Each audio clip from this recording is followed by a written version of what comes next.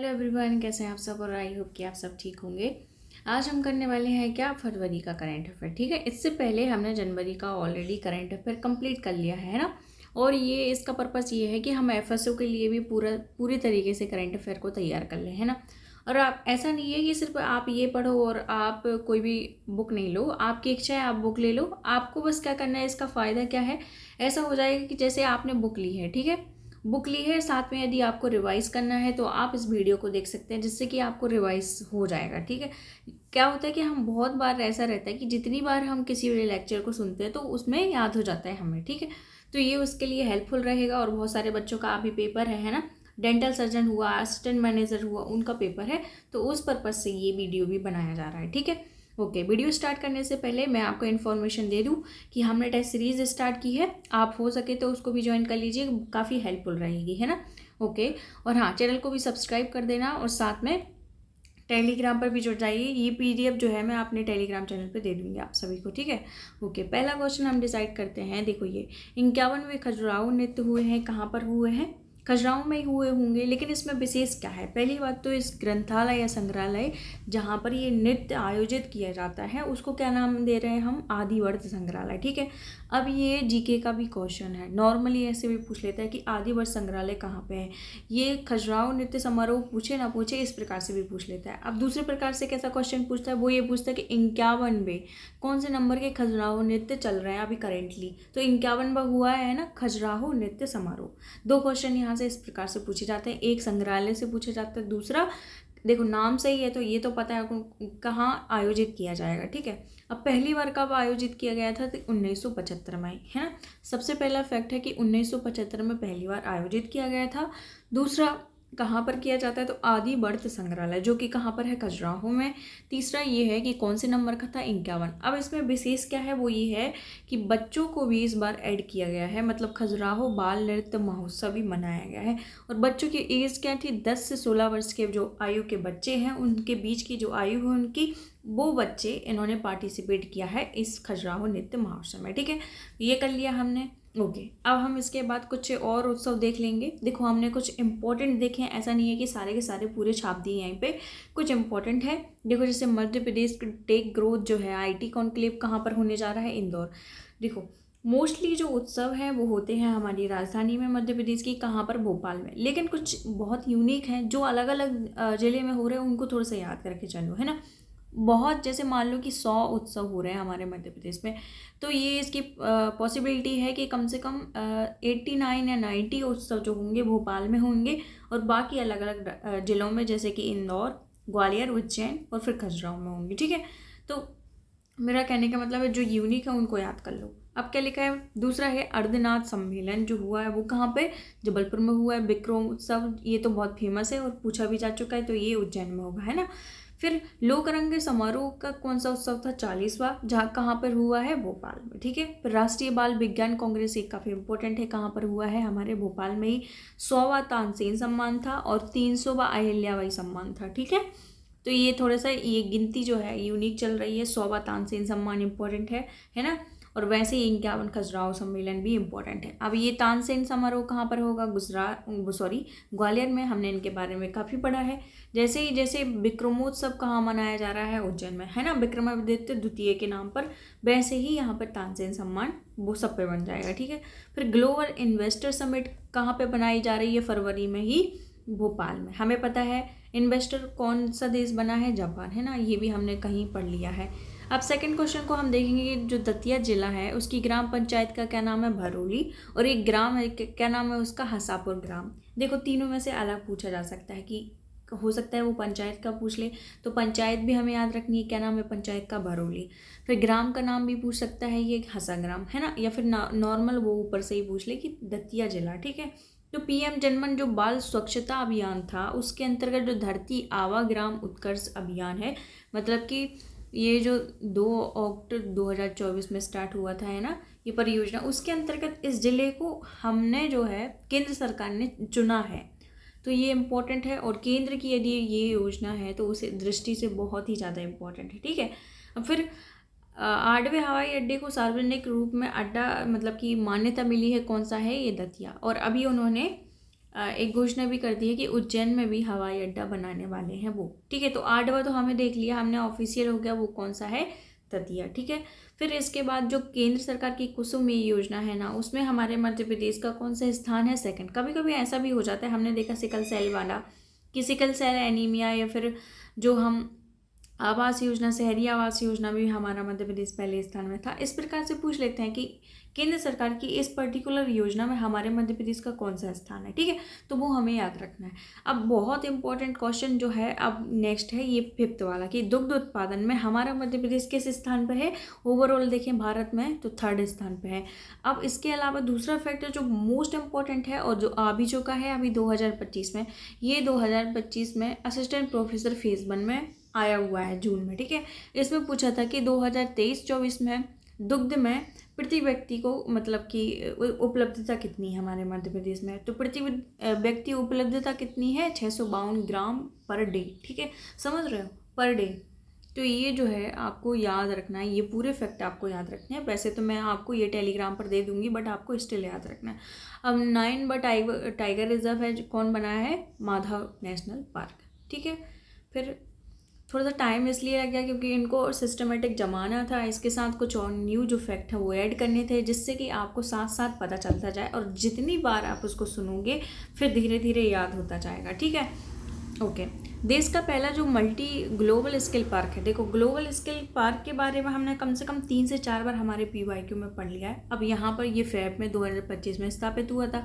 कहाँ पे, भोपाल में। किसकी हेल्प से, अब ये देश में भी पूछ सकता है कि किसने हेल्प करी, तो ये सिंगापुर की हेल्प से। पहली बात तो इसका दूसरा नाम क्या रख दिया हमने, शिरोमणि संत रविदास जो है स्किल पार्क। ठीक है, हमने पढ़ा हुआ था भाई, इसमें ये कोई डाउट नहीं रहना चाहिए आपको कि हमने नहीं पढ़ा था। ठीक है, मैं यहीं से पूछूंगी।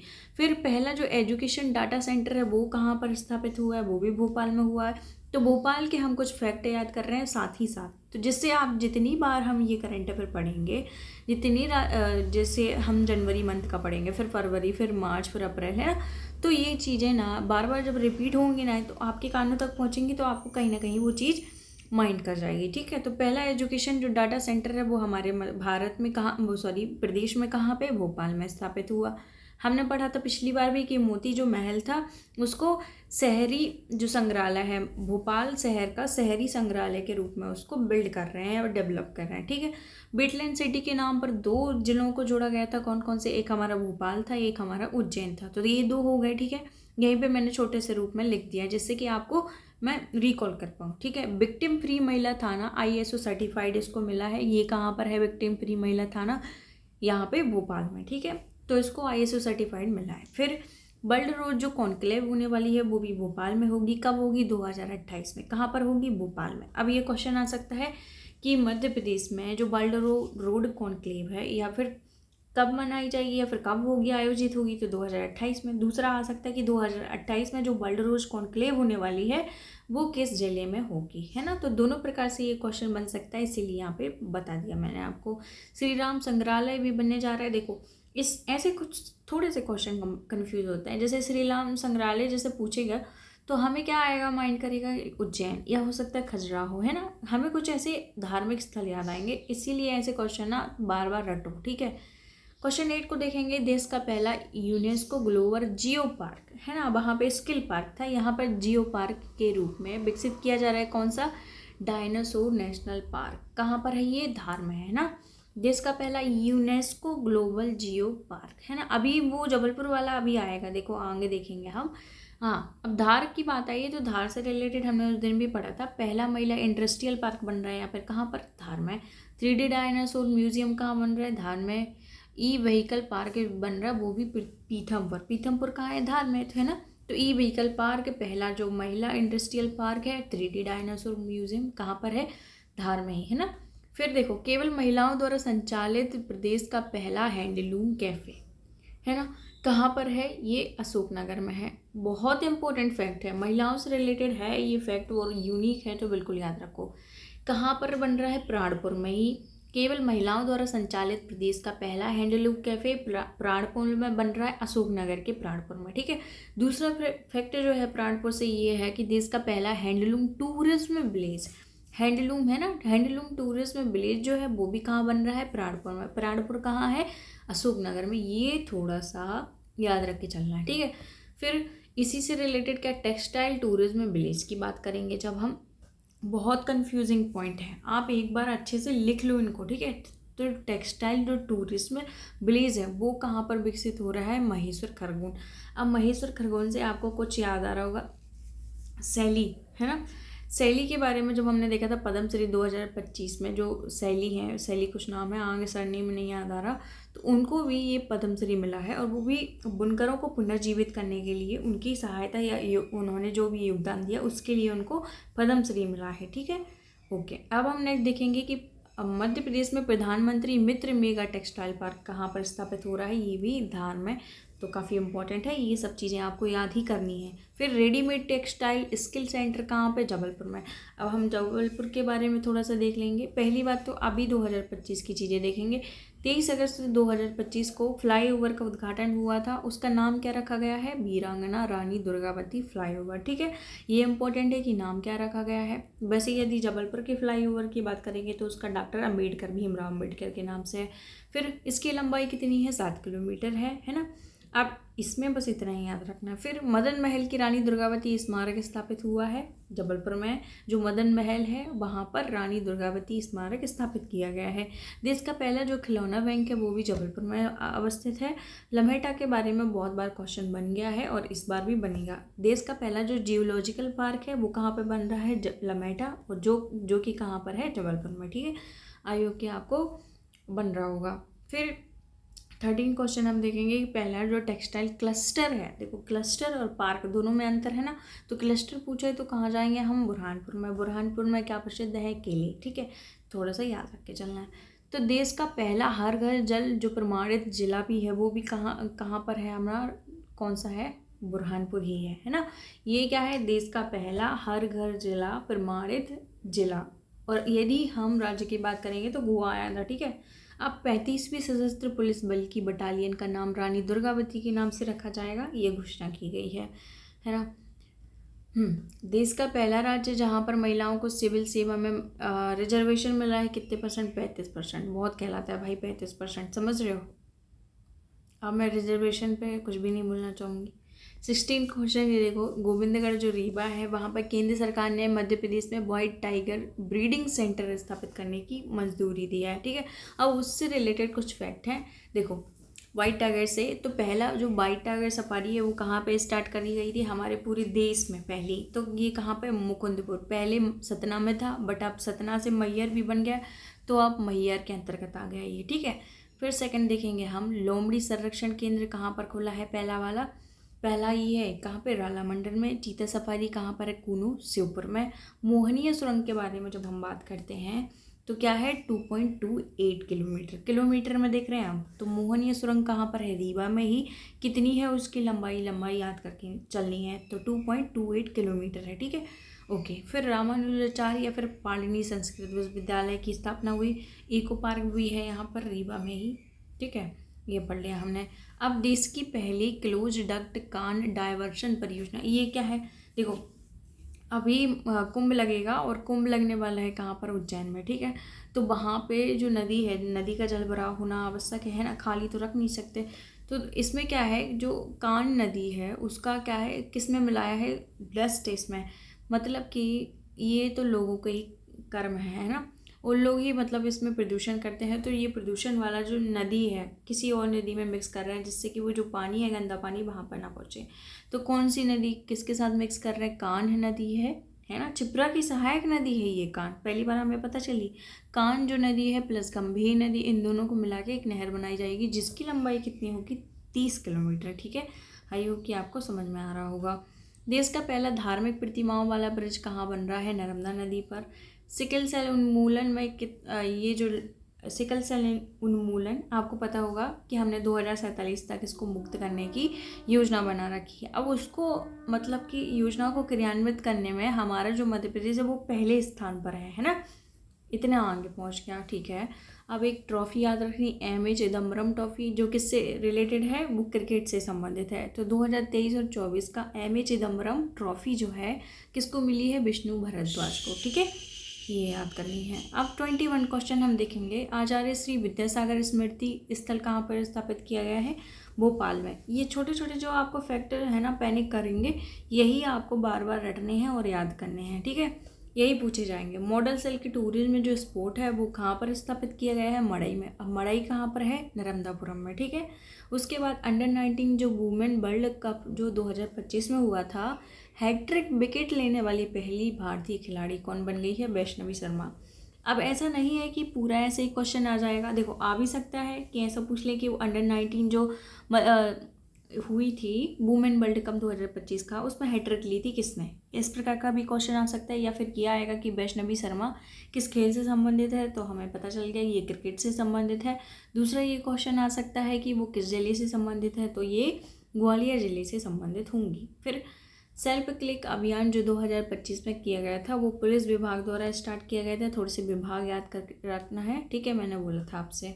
अब संत रविदास देश में, उनका जो संत रविदास का है वो देश में सबसे बड़ा मंदिर और कला संग्रहालय का निर्माण कहाँ करा गया है? उनका सबसे बड़ा मंदिर संत रविदास का है ना, तो वो कहाँ पर? जबलपुर बोलिए, सागर के बड़तुमा में, है ना। अब सागर की बात आई है तो सागर में हम क्या याद रखेंगे? संविधान पार्क नहीं है यहाँ पे, संविधान चौक की बात करी गई है, और जो कि कहाँ पर स्थापित होगा? सागर में ही। सागर मेडिकल कॉलेज भी है, आचार्य विद्यासागर के नाम से उसका चेंज कर दिया है नाम, ठीक है। तो ये कुछ सागर के बारे में फैक्ट है जो यहीं के यहीं हमें याद करके चलना है, ठीक है। अब इसमें कोई रॉकेट साइंस नहीं है। आप सोचो कि मैं कोई ट्रिक बना दूँ और आपको याद कराऊँ, तो ये संभव नहीं है ना। बहुत सारी चीज़ें अलग अलग है, हर साल चेंज हो जाती हैं, और ठीक है। अब Sanskrit day boarding play school कहाँ पर स्टार्ट हो रहा है? ये भी भोपाल में। RCB 2025 का कप्तान किसे बनाया गया है? रजत पाटीदार। अब ये क्वेश्चन आ सकता है, या तो सीधा आ सकता है या तो दूसरा। रजत पाटीदार किस खेल से संबंधित है? पहली बात क्रिकेट से। रजत पाटीदार किस जिले से संबंधित है? इंदौर से, ठीक है। ये जो है क्वेश्चन आ सकते हैं। फिर देश का पहला जो सोलर पावर स्टोरेज प्लांट है, मोस्ट इम्पोर्टेंट क्वेश्चन है, सोलर पावर स्टोरेज प्लांट कहाँ पर स्थापित किया गया है? मुरैना में, है ना। बहुत यूनिक और बहुत इंपॉर्टेंट क्वेश्चन है। संस्कृत साहित्य पुरस्कार 2023 का किसे मिला है? गोविंद दत्तात्रेय गद्य को। ये जो जितने भी अवार्ड है बहुत अच्छे से ध्यान में रखो, सीधा वो क्वेश्चन पूछ लेगा, हमसे बनना नहीं है फिर, है ना। अब भू संरचना में सटीकता और पारदर्शिता लाने के लिए नक्शा पायलट योजना जो है परियोजना, देखो आपने थोड़ा सा नोटिस किया होगा, कुछ दिन पहले हेलीकॉप्टर सा बार बार उड़ रहा था, है ना। ऐसा लग रहा था कि कुछ बहुत बड़ा होने वाला है, क्योंकि बार बार हेलीकॉप्टर इधर उधर जा रहा है, तो वो नक्शा पायलट योजना के तहत था, है ना। तो ये कहाँ पे? रायसेन से स्टार्ट करी गई है ये योजना, ठीक है। फिर अहिल्याबाई की 23वीं जयंती वाला सम्मेलन था, समारोह था, हमने इसके बारे में आगे से भी बात कर ली। अब मध्य प्रदेश में इलेक्ट्रिक व्हीकल नीति 2025 लाई गई है, उसके तहत 5 जिलों को चयनित किया गया है। अब कौन कौन से वो 5 है, बहुत फेमस है, वो बताओ। इंदौर, भोपाल, उज्जैन, ग्वालियर, जबलपुर, ठीक है। ये 5 याद कर लो, बहुत हो गया। फिर इसके बाद राज्य स्तरीय तीरंदाजी जो खेल अकादमी है कहाँ पर है? 2013 में अवस्थित हुई थी, जबलपुर में है। इसका नाम क्या कर दिया गया है? किनके नाम पर? स्वर्गीय ईश्वर दास रोहाणी जी के नाम पर कर दिया गया है, ठीक है। इसके बाद श्रृंगेश्वर जो धाम है उसका निर्माण किया जा रहा है, मतलब इसको फेमस करने की घोषणा की गई है। अब जो श्रृंगेश्वर धाम है वो किस नदी के संयुक्त संगम पे बना हुआ है? तो कौन कौन सी नदी है? एक माही नदी है और एक मेरे नाम पर है मधुकन्या नदी, ठीक है। तो माही और मधुकन्या नदी के मिलन पर, संगम पर ये इस धाम को जो है एज आ विकसित करने की घोषणा करी गई है, ठीक है।